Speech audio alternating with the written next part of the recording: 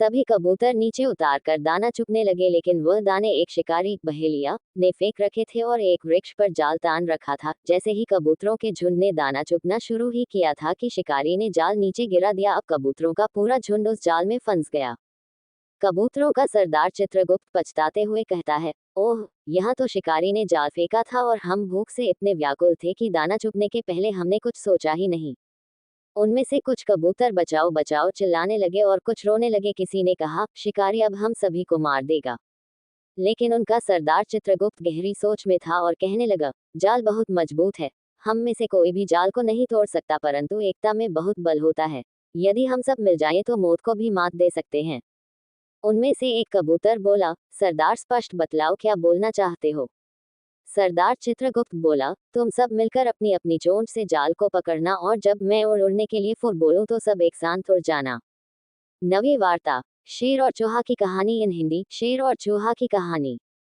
सभी कबूतरों ने सरदार की बात मान ली और आगे की योजना बनाई। शिकारी कबूतरों के तरफ ही आ रहा था। उसके जाल तक आने से पहले ही चित्रगुप्त ने फुर बोला और सारे कबूतरों ने एक साथ दम लगाकर उड़ान भरी तो पूरा जाल ऊपर उठ गया और कबूतर जाल को लेकर उड़ गए। ये दृश्य देखकर शिकारी भी अचंभित हो गया। वह कुछ समझ पाता उसके पहले ही कबूतर उसकी पकड़ से दूर जा चुके थे। कबूतरों को उड़ता देख शिकारी भी जाल के पीछे पीछे दौड़ने लगा। उसे उम्मीद थी कि कबूतर जाल को लेकर ज्यादा दूर तक नहीं उड़ पाएंगे।